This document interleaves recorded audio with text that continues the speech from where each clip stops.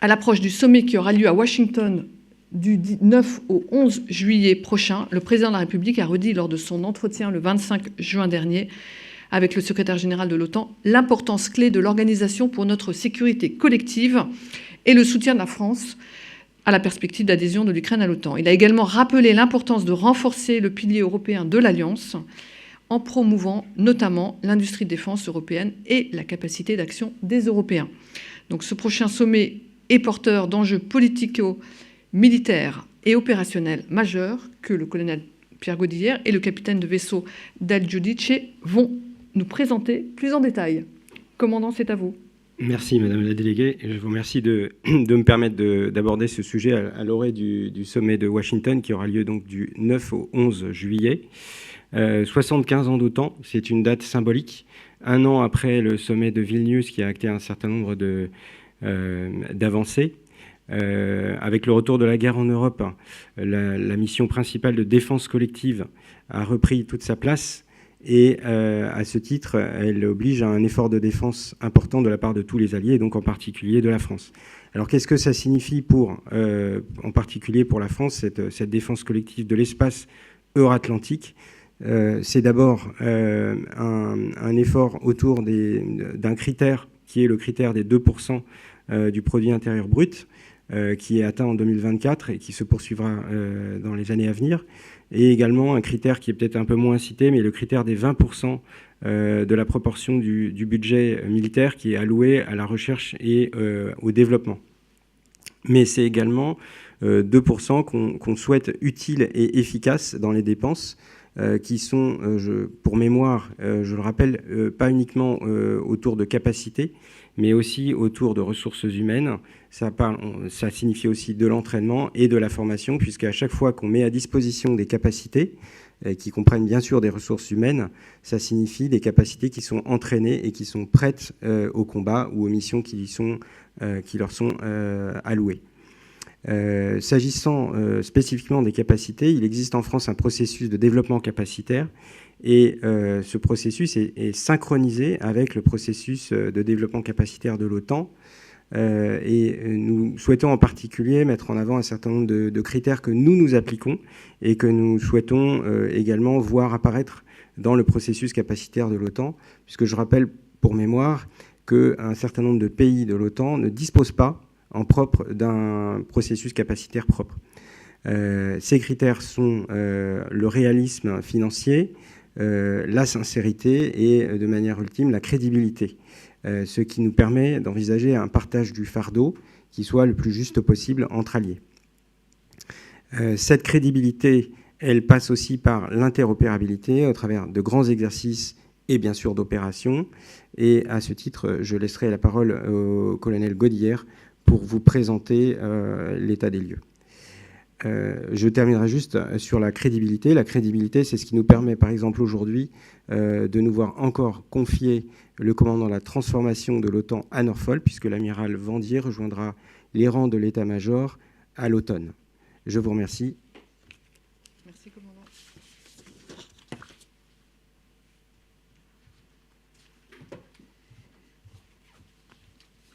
Bonjour, et je vais commencer ce tour de notre contribution à l'Alliance volet militaire par ce qu'on a fait cette année, résumé dans un film qui illustre à la fois les capacités, l'interopérabilité et le haut niveau de crédibilité de l'Alliance.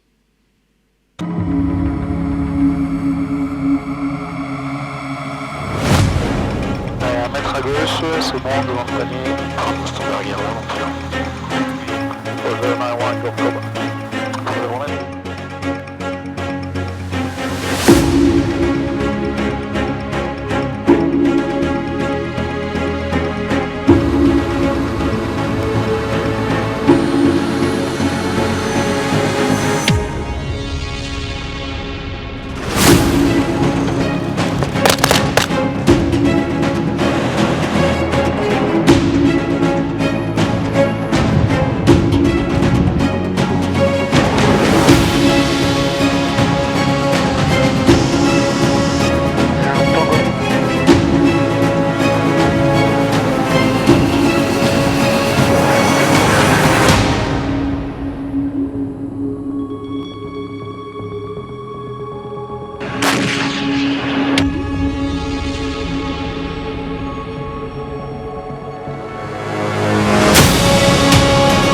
Alors,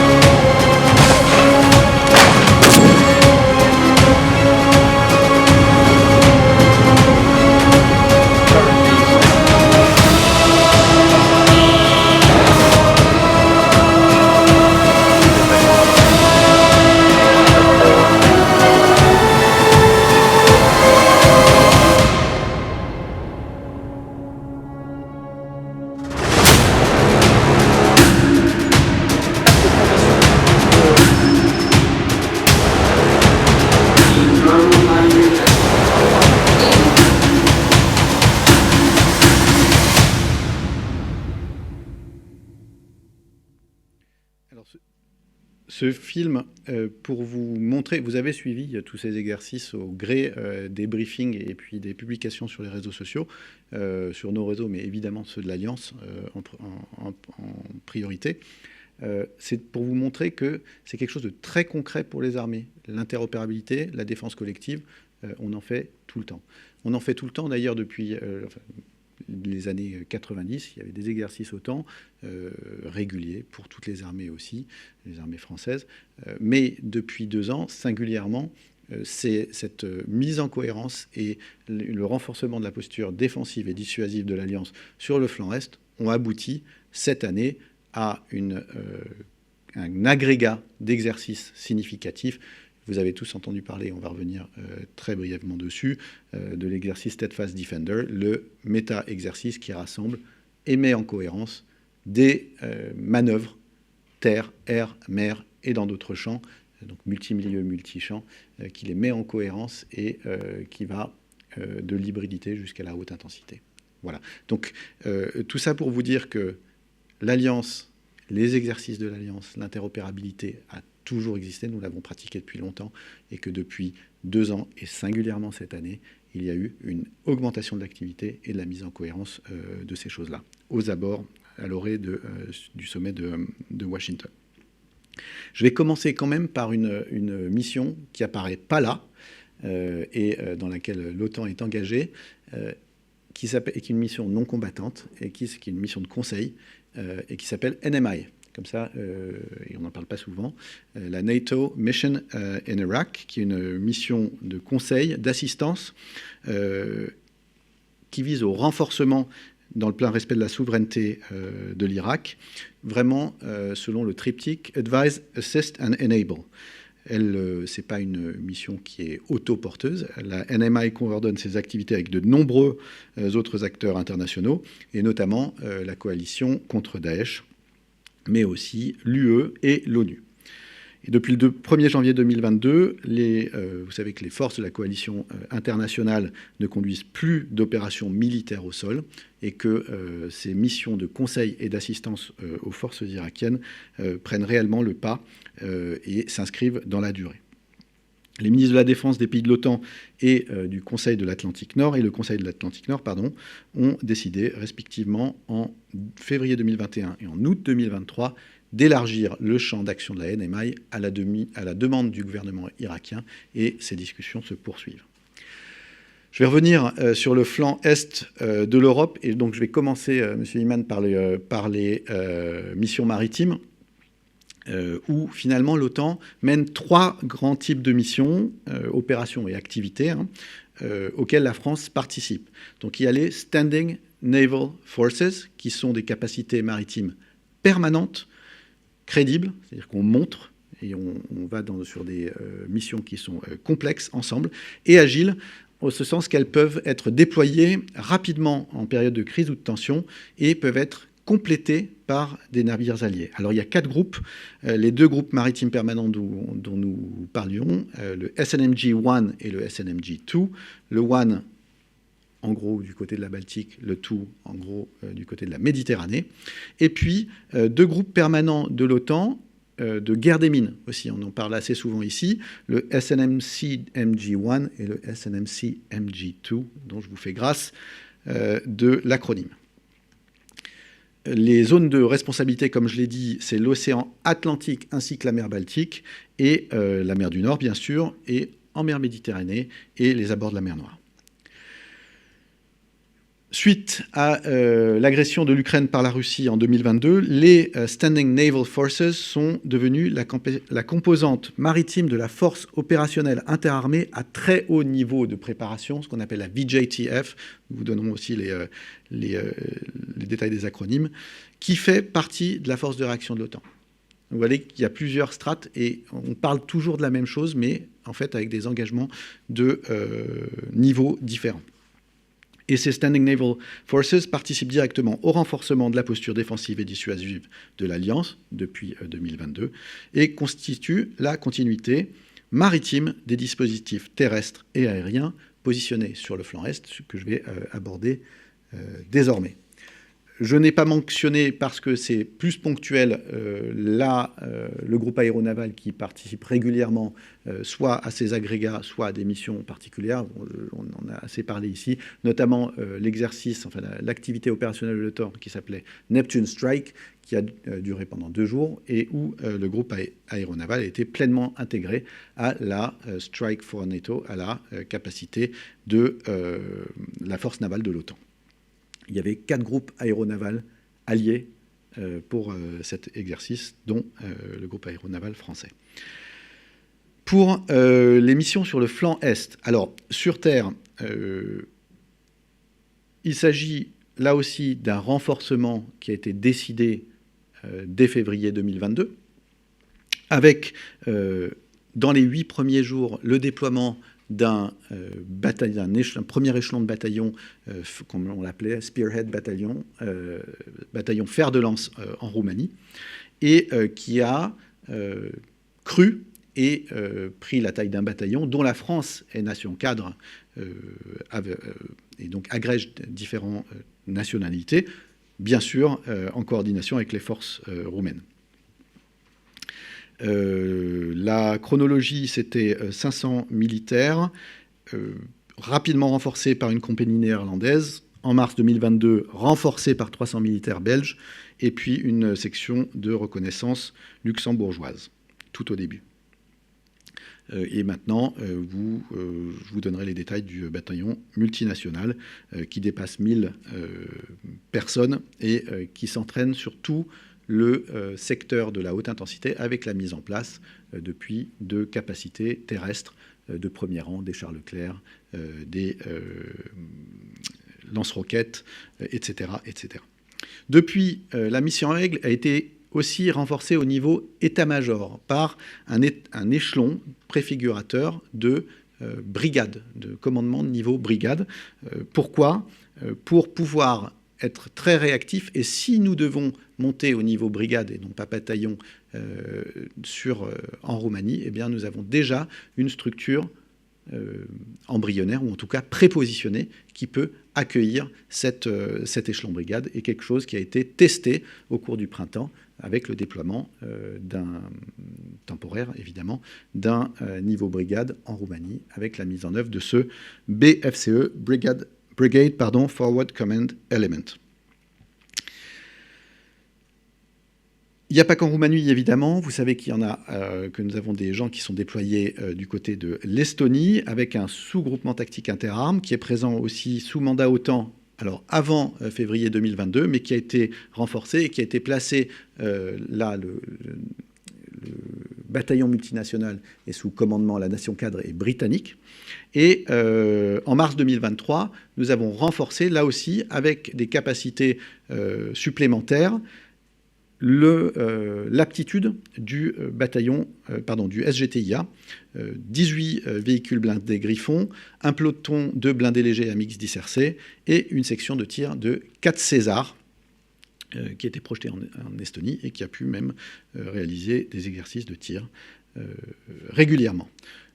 Là aussi, de manière temporaire, une compagnie supplémentaire a été déployée. C'était le cas pour l'exercice justement intégré à Steadfast Defender, une compagnie légère d'infanterie et qui est repartie depuis.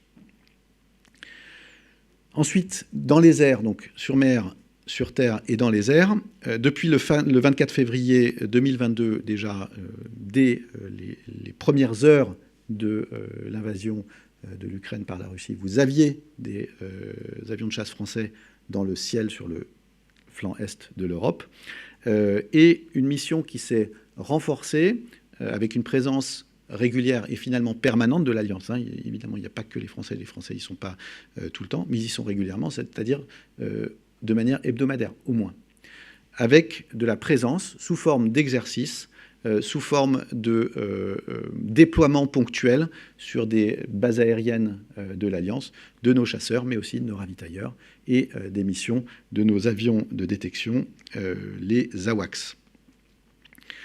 Il y a aussi une mission ponctuelle qui est prise de manière rotationnelle par la France, mais comme les autres alliés, qui est une mission de police du ciel en Estonie. Les derniers mandats étaient en Estonie, qui s'appelle EAP, Enhanced Air Policing, et qui assure depuis 2004, au début ça s'appelait Baltic Air Policing, la protection de l'espace aérien des États baltes depuis qu'ils ont rejoint l'Alliance, en gros. Et cette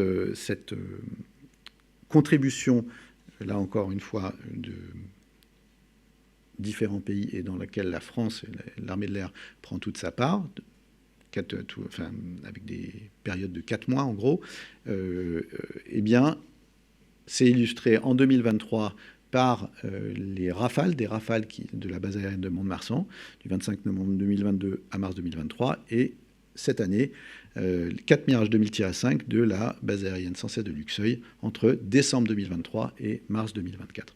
Et nous prendrons un prochain tour dans 1 an, je crois, ou moins. Et nous passons l'autorité, le Transfer of Authority, entre détachements de manière fluide, sans rupture de l'alerte, pour protéger les abords de l'espace aérien balte. Je reviens rapidement sur l'exercice Steadfast Defender, donc organisé au premier semestre 2024, avec une phase 1 et une phase 2, la phase 2 étant vraiment la conjonction et l'alignement de ces différents exercices multimilieux, multichamps. C'est le plus grand exercice de l'Alliance depuis des décennies. Et l'objectif était de simuler un déploiement interarmé et interallié d'envergure avec toutes les composantes et avec des problématiques, dont la logistique, dont du C2, dont la capacité d'être interopérable, et pas seulement les matériels, et s'étalant sur tout le continent européen. Donc vous avez eu des opérations navales, des opérations amphibies, des largages de parachutistes, un raid blindé, des manœuvres de franchissement de la Vistule en Pologne, avec Dragon 24 notamment, une coupure humide, mon colonel, implication du spatial et également de la cyberdéfense. Nous avons parlé ici de différents exercices, et juste pour vous montrer donc cet agrégat qu'a consisté Steadfast 2024, et vous aviez les premières questions, c'est quand est-ce que ça commence, quand est-ce que ça finit. En fait, vous avez eu Joint Warrior, Loyal Leda, Dragon 24 et Nordic Response qui ont constitué, finalement sur près de 6 mois, ce continuum de montée en puissance, de déploiement et d'augmentation de l'intensité et du réalisme de cet exercice. Et tout ceci, bien sûr, avant les 75 ans de l'OTAN et le sommet qui va se tenir très prochainement. En conclusion, on peut dire que la France est pleinement engagée aux côtés des autres alliés dans le renforcement et de la posture défensive et dissuasive de l'OTAN, que ces exercices OTAN que nous pratiquons depuis, encore une fois, depuis très longtemps, et les procédures, je peux parler pour l'armée de l'air, que nous utilisons tous les jours dans nos avions, sont des procédures OTAN.